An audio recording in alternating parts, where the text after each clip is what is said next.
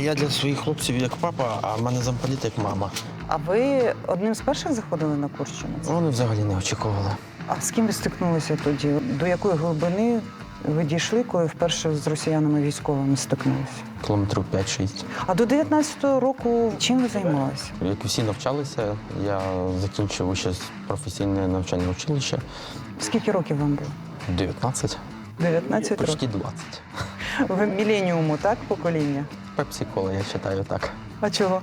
Ми любили пепсі-колу. На фронті так само люблять чорну воду, пепсі-колу і кока-колу? Звісно. У мене навіть було таке, що я американський хамві покрасив червоний колір, поставив баночки з кока-колою, виставив це все в TikTok, в тіль позлить русських. Вони ж не люблять Америку. З Новим роком! Хейт був просто капець. До армії думали про родину? До армії я трошки був гуляка. А зараз? Ну, зараз у мене наречена, в мене скоро весілля. Кись, отак я тебе мав зустрічати. Ну там я вже трохи полопав з дуру шариків. Смисл тягнути? Що, не буває кохання на війні? Ми готові. Звук є, камера є. Запис.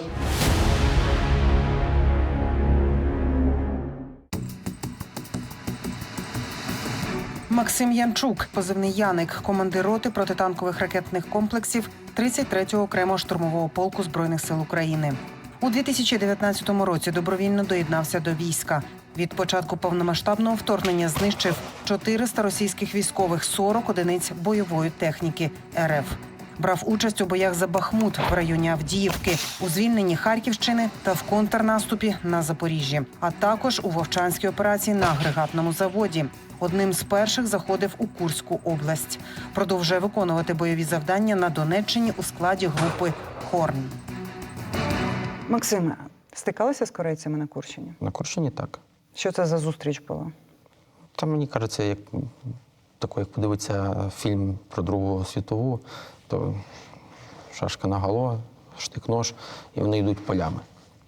Ну, у них немає стереотипу якоїсь такої Малими штурмовими групами? малими штурмовими групами, якоїсь тобто війни, яка зараз.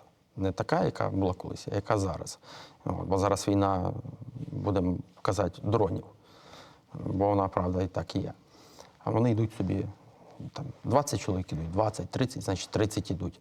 Тобто один за одним. Схоже, як було колись під Бахмутом, коли був Вагнер, брав зеків і йшли зеки. Знав би Вагнер, скільки зеків переклали. Да? Да. Ну, не тільки я, мій підрозділ, то ще в 30-й механізованій бригаді. Ну і взагалі тоді просто колосальна кількість була. Наприклад, в мене була задача по поводу Вагнера раз в сутки зробити якусь жорстку запетлянку. І плюс до того всього контрбатарейні дії. Тобто я винищував таких, як я сам. Ну і в мене доволі хорошо це вийшло.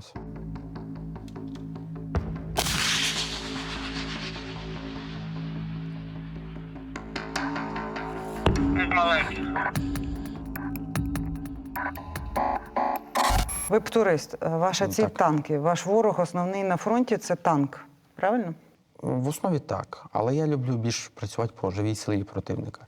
Для мене мінімум 5, максимум скільки може. За постріл. Так.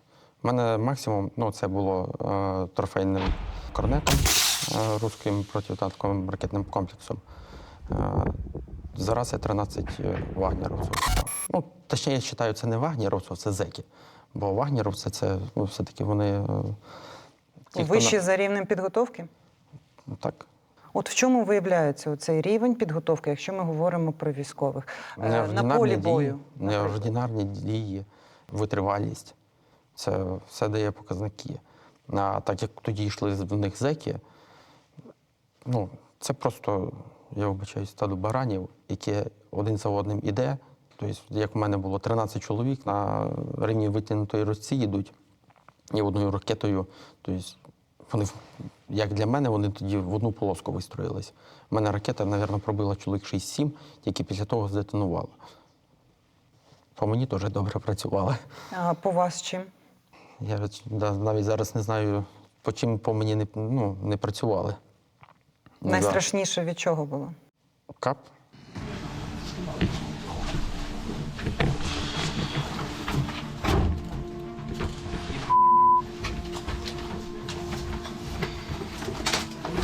кап, да? Ось тобі кап. Там нормально висить? Каби почалися на Запорізькому коли наступали на Роботіно, на Прокопівку, П'ятихатки. Тоді, кабами. Найближче, так, щоб був як без укриття, каб приземлився метрів, може, 60 – це максимум. Це якраз я заводив свою групу, тобто проти танкістів на передову. Ми йшли пішки, бо не було там дороги, щоб проїхати. Хоча потім мені там підігнали, я буду казати так, підігнали квадроцикл. Кстати, дуже дякую за нього, бо просто Роботіно все було об'їздено квадроциклом.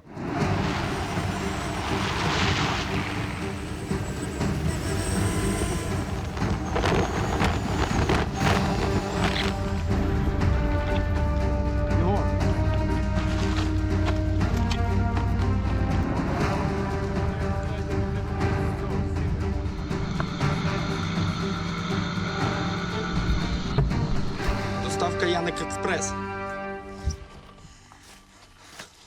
Махнем не глядя на дурачка. Я був в складі 116-ї бригади.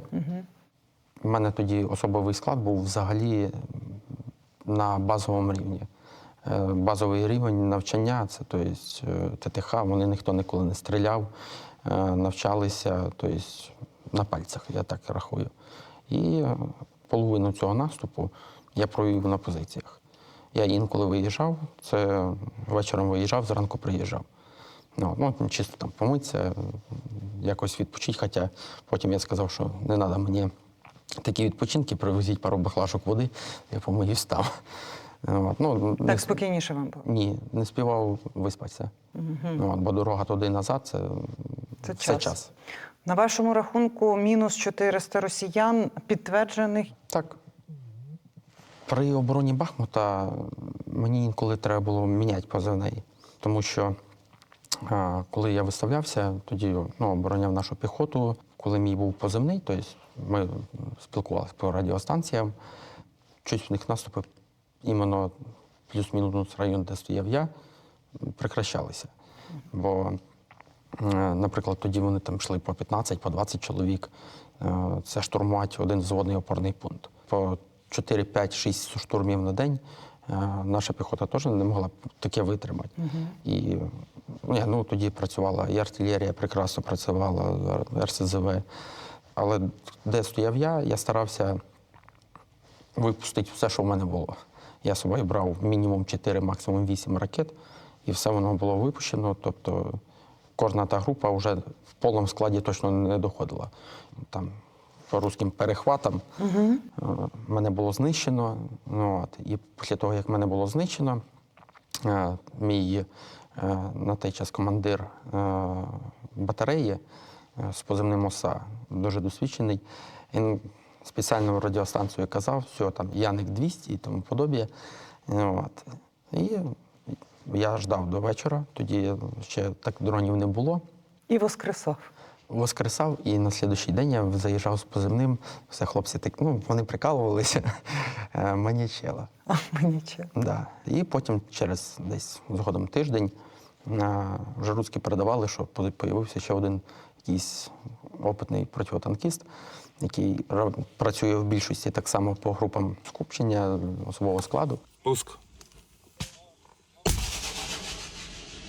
Давай, мала. Давай ниже, ниже, ниже. Ну. Давай м'ясо! Єсть. Повернемося до Курщини. Ви сказали про дрони.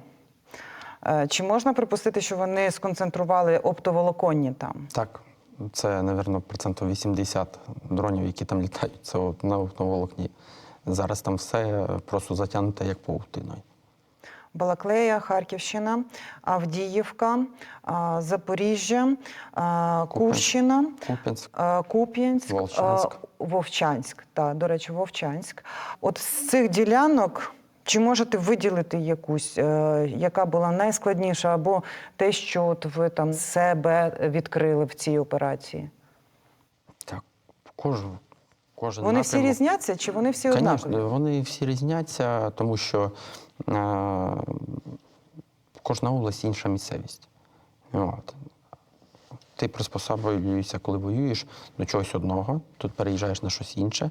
І саме собою, що тобі треба перевчитися. Наприклад, тобі треба напряму бачити противника. А є таке, що нема висот. От. Приходиться робити засідки на деревах. З птуром? Так, в мене багато опита на деревах, на п'ятиэтажках, навіть підйомна вишка. Ну от дивись, висота. Його туди так затягнути тяжко було. Зараз його Ай, блін. На Вовчанську стугною мені підряд, тобто буквально за хвилин, може 30, прийшлося зробити 14 пусків. За скільки? За хвилин 30. Ну, 14 пусків і все по агрегатному заводу. Є дозволено. Пуск.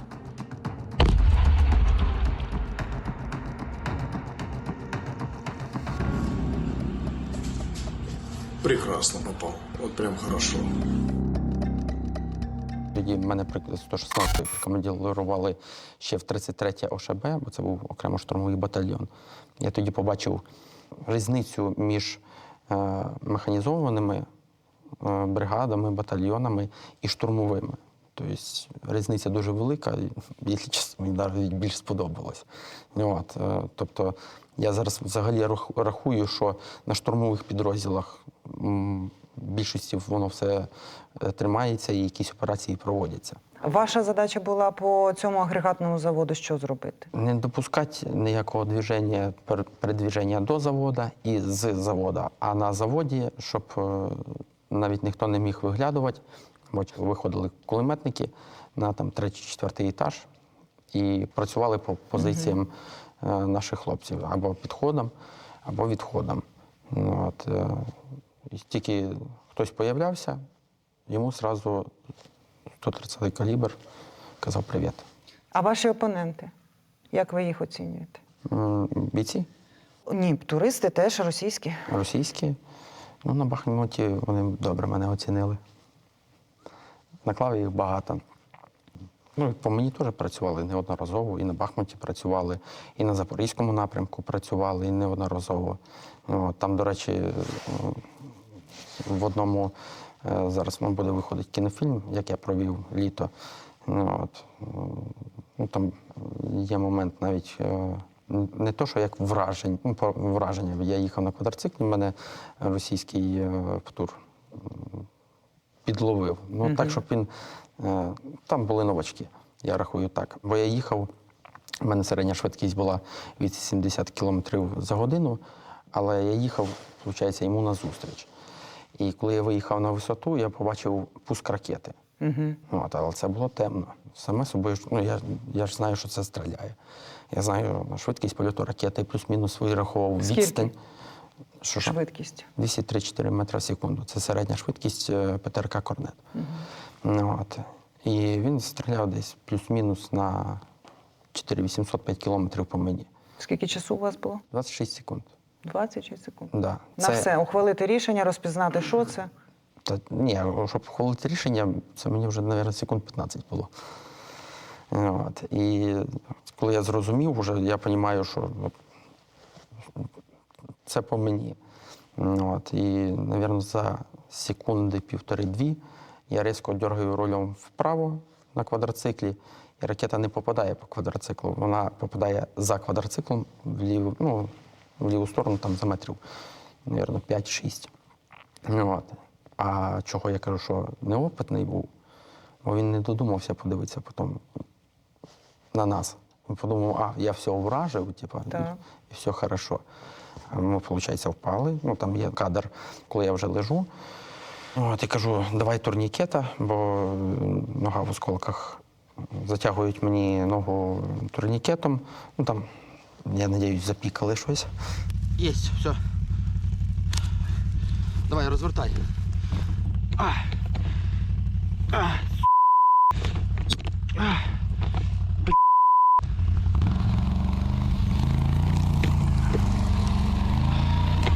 Давай, бігом.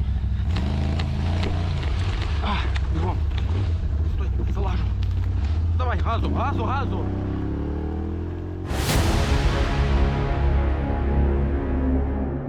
Про танк. В них же ж і нові з'явилися, Так. 90М. Да, дуже тяжко пробити. Чого? Ну, по-перше, динамічний захист. В лобову часть його взяти майже неможливо. Просто в нього комбінірована броня йде, потім йде слойонна, потім динамічний захист. І зараз плюс ще решотки і тому подобає. Це Мангали. Да, для Аптура це тяжко. Джевеліном набагато легше Так? по такому танку. Тому що в кожної техніки криша танка, тобто верх, броня йде тоньше. А Джевелін, якщо стріляти не діректом, а топом, він залітає зверху вниз. Не під конусом, а зверху вниз. Це ви маєте навісом? Да, так. Пум, і все. Тобто, вірогідність набагато більша. Але коли він виїжджає з мангалом, якби краще перестрахуватися і підбити його спочатку. На вашому рахунку є танки російські? Є. Пам'ятаєте, коли влучили вперше? На Харківщині. Це, ми казали, там Брашківський ліс. У мене там позиція була, це, мабуть, найбільший мій страх тої позиції, який я все одно потім переборов і тому подобне, бо перший раз я туди заїхав, у мене було 2 протитанкових засоби, і один ще був з нами, якби в більшості командував, і ними я. Я заїхав на 9 діб туди. Чому? Бо, по-перше, лінія фронту була дуже велика, і всюди треба були засідки. По-друге, дуже тяжко було туди добратися. Нам приходилось майже 2 кілометри йти пішки серед поля, в якому тільки зілля. Все, більш нічого нема. І поки ми йшли, летіло все. І танки прилітали, і РСЗВ, тобто гради, і міномети. Ну, міномети рідко. В більшості це була арта, але калібра 152. І, наприклад, щоб мені взяти ракети, принести 2 кілометри, 30 кілограм, одна ракета, трохи тяжкувато тягнути. Але потім ми, все одно, що атлети вже і по 2 брали ракети на шию, тягнули. Чина. Чинчинарики.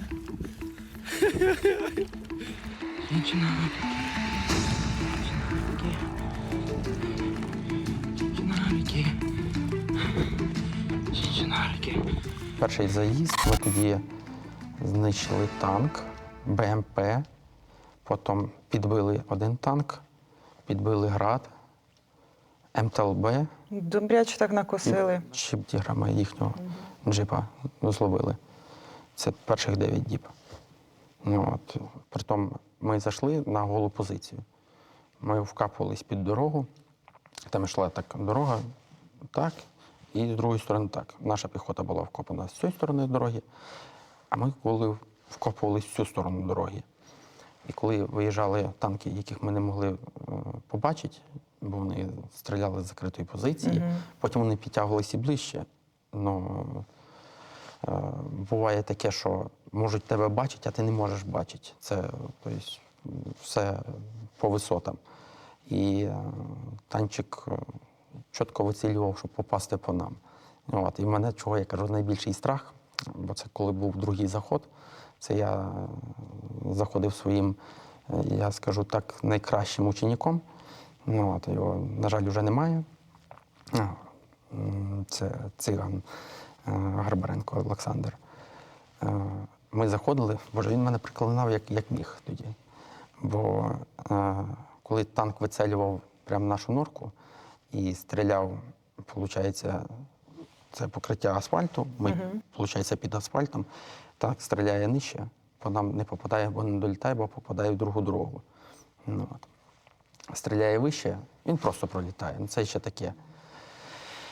А коли вицелює середину, і танковий снаряд просто виїдає асфальт, цей звук ніколи не забудеш. А моя основа – це не панікувати. Я Так. часто густо брав з собою на позиції, ну, це треба довго чекати, книжки. І я сижу, читаю книжки, і тут воно ж починається. Цей звук такий, скриготіння. А я читаю книжку. Ну, насправді я не читав книжку. Ну, от, я робив від, я там листочок перегорнув. Ну, я ж розумію, що особовий склад дивиться на командира. А командир читає. А командир читає книжку. Саня психанув, порвав мені ту книжку, і я потім ще 4 доби був без книжки навіть. От таке було. Коли ви влучили, можливо, не в цей танк, а в інший, у вас якесь особливе було задоволення після того?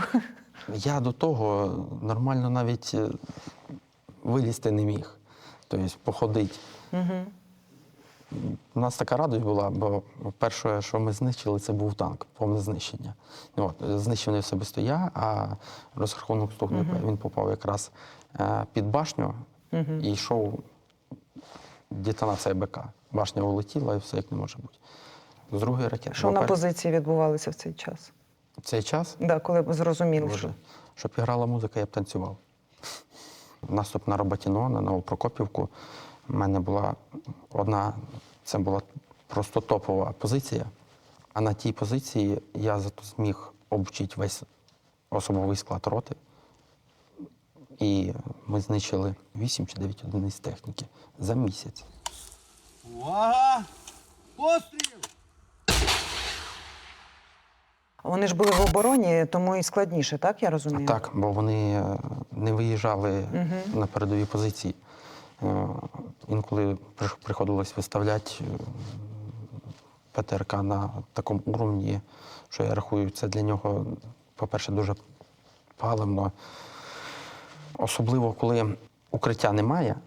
Там були такі позиції у нас, що максимальне укриття посадки було менше, ніж по коліна. Бо все вже було вибито артилерією. Ну і, кстати, оттуда ж і почався цей фільм. Я думаю, що звідти. Ну, це як я провів літо. Бо в більшості епізодів, я думаю, що звідти витягнуто.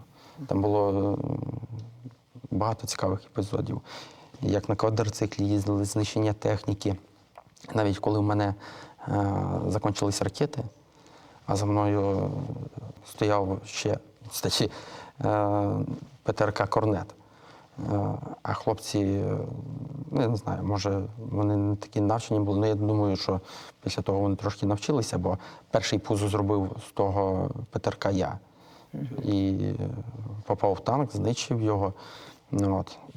Це, а там відео смішне, просто капець, бо танк став, може, ж якісь неполадки були. І з нього хтось виліз, стояв на танку. І коли я попав, той хтось, що стояв на танку, вилетів за кадр екрана стугни. Тобто угору. Відео просто прекрасне.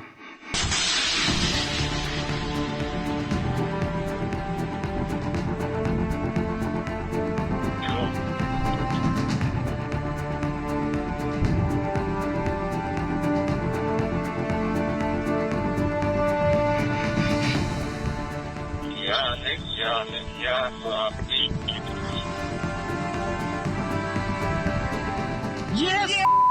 Попав! Коли я стріляю, пуск ракети йде, це тобто, в мене максимум 25-26 секунд. Оцих 26 секунд це для мене, мабуть, найбільша радість, яка є. Коли я управляю ракетою, коли я розумію складність, особливо коли йде якийсь попутний вітер, що це, ну я не знаю, це для мене. Коли все склалося, так? Я не можу, це ейфорія. Що за цими пострілами для вас? Я розумію, що я щось знищив. Я розумію, що це збережене життя якогось піхотинця або своє особисте. Ну, бо часто густо ж і по нам працюють, і працює різне. Ну, от, навіть бувало таке, що і піхота на нас виходила. Тобто піхота противника. Ну, і такі моменти були. Документальна кінострічка, ви вже двічі її згадували. Як я провів літо, ми ніколи не згаснемо, так? Так.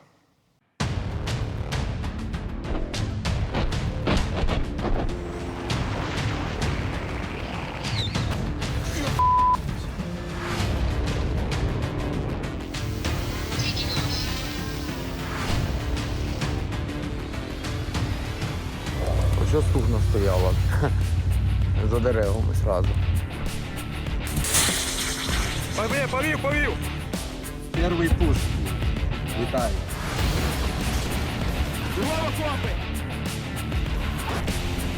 Париж, я Яник на прийом.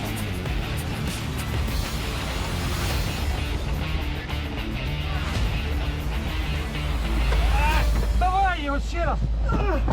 І ще раз.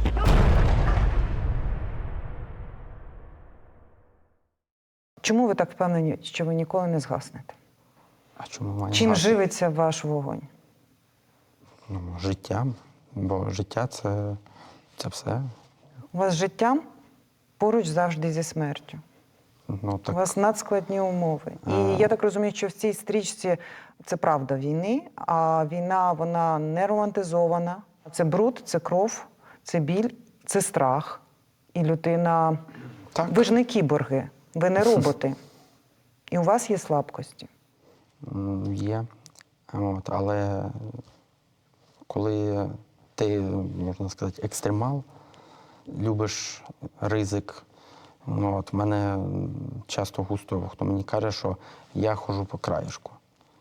Ну, от, мені один раз колись людина сказала, що я роблю все на куражі. Тобто всі мої дії, тобто я виходжу, якщо ми робимо якийсь план, який би він не був, він все одно не буде так, як ми спланували. І приходиться імпровізувати. Імпровізація завжди проходить на краю. Тобто, Бо ти не можеш бути впевненим в результаті, який ти, якщо робиш дії, які ти відпрацював. Да. Бо в більшості ти не можеш гарантувати те, що при цих діях не мінуснуть тебе. Бо якщо мінуснуть тебе, то далі ж все. Ну, от. І коли там, навіть мені колись, я не знаю, десь, мабуть, до 23-го року, це, мабуть, садомазохізм, бо мені нравилось, коли навіть прилетить, я такий збодрився, все, я злий, я починаю, тобто в мене адреналін, і після того, та навіть пройде хай тиждень після того, ну, от, в мене брала якась така озлоба, і я мотивувався тим, що ага, ти по мені, я зараз дам тобі. Це кіно, як гадаєте, буде чесне, і чи треба показувати людям цивільним правду війни? Без Я прикрас. думаю, Вони це- сприймуть це, вони зрозуміють вас. Я думаю, що зрозуміють. Я б хотів би, щоб зрозуміли. Тому що показано те, над чим ми так довго стараємося. От, правда, було б краще, якщо б цей фільм закінчився перемогою. От, я думаю, цього хочуть всі. Але ми ж стараємося для цього. В цьому фільмі показано, як ми стараємося. Складно було. 3 Так. смуги оборони у росіян, Суровікіна оця, так, лінія оборони. Все заміновано було? Так, стільки мінних полей я побачив тільки взагалі в перший раз. Карп, я оса.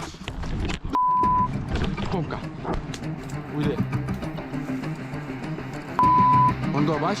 Карп, я оса. Передай послідньому.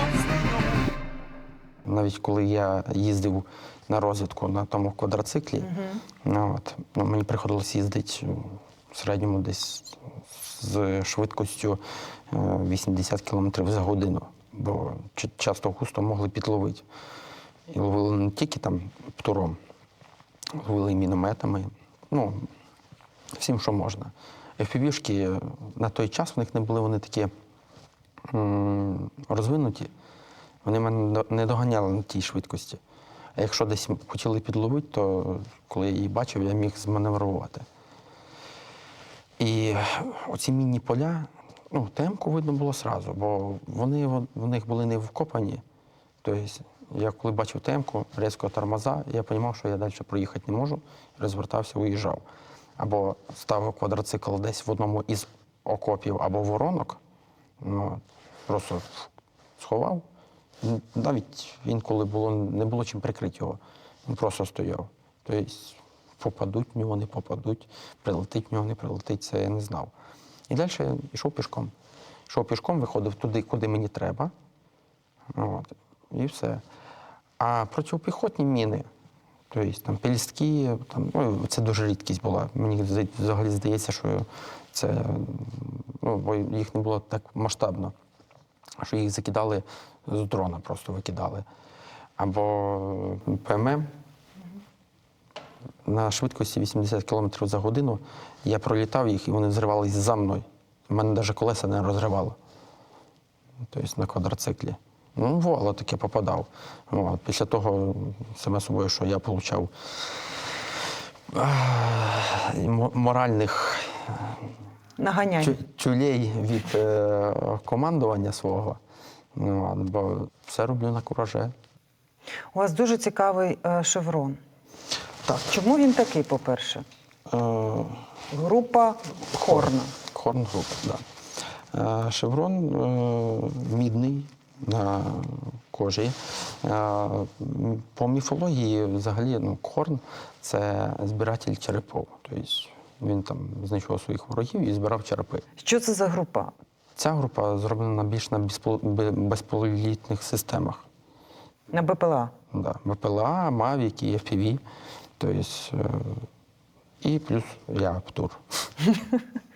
Ну, принцип оптоволоконних дронів, як мені розповідали командир такого підрозділу безпілотного, бо він був шанувальником ПТУРів на початку повномасштабного вторгнення. Так, це було класно. Так, Микола Волохов з 3-ї штурмової. І він каже, що принцип схожий. Так. Бо старе озброєння, тобто радянське, ПТРК «Фагот», ПТРК «Метіс» йде на дроту. Угу. Просто навіть поясню, який плюс цієї дії дрота. Наприклад, я стугною 9 разів питався попасти в К-52. Так. Не вийшло. Чого? Бо коли літак є, я в нього стріляю, в мене світить лазер. Коли літак, ну, тобто не літак, вертоліт определяє, що на нього летить лазер, в нього там мигає кнопочка, він одразу ж уходить. Угу. І я не співаю довести ракету до нього. А якщо б в мене вийшло стрільнути з фагота, тобто який на дроту, у нього нема лазера. У нього є інформаційне поле, але він не видає лазер. Угу. Ну, от. Тобто він не спалюється перед ворогом, перед ворожою ціллю? Хоча стуною попадали по ІК-52, тобто тому подобне. Ну, просто... Це вдача? Я думаю, що повезло. Ну, от, я так хотів, щоб мені теж так повезло. Ну, це ще моя маленька так... Це ваш гештальт? Це ваша мрія все ж таки К-52? Ну, звісно. Чим ви вирізняєтеся? Я протитанкіст, але тренувався як піхотинець. Ну, тобто, щоб бути готовим до всього. Бо, як я і казав раніше, в мене навіть було таке, що на мою позицію теж якимось образом виходили. Тобто приходилось приймати стрілецький бій. То ви як орден чи братерство якесь в різних бригадах ваша група може бути представлена, так? Так, ми група. Я рахую так. Ідеологічно, які ви? Наскільки це важливо взагалі ідеологія? Ну, бо ми друг другу допомагаємо. От, наприклад, ця бригада стоїть тут, ця тут, тобто в різних областях. І коли тобі треба переїхати, тобто перекидають десь, я можу подзвонити, сказати, хлопці, допоможіть хоч десь поселитися. Бо знайти місце, де розселитися, це зараз дуже тяжко. Ну, от. Тому що будинків немає? Чи... Немає, багато людей просто не хочуть. Ну, тобто вони пусті, люди повиїжджали за кордон, дзвониш, шукаєш номер телефону, созванюєшся, щоб поселитися і тому подобне. І люди кажуть, ні, я проти, я не хочу. Бояться, що влучать, тому що військові? Та я не думаю, що бояться, що влучать, просто бояться. Бо, як на мою думку, людина думає, я за границею, мені там без різниці, що там у вас. Ну, а вдруг, якщо війна закінчиться, в мене все буде ціле, все хорошо, я вернуся, і в мене буде все нормально. Просто не хочуть. Можливо, це як колись там співав дідя, жаба. Можливо. От. А можливо, ні. Тобто, зрозуміти людей інколи не можна. Ви сказали за свою мрію військову К-52, а ваша Максима мрія просто як людини, в якої весілля планується.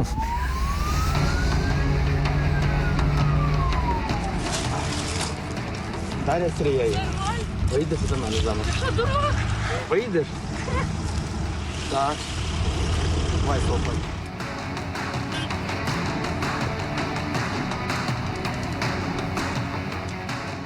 Яка ваша мрія?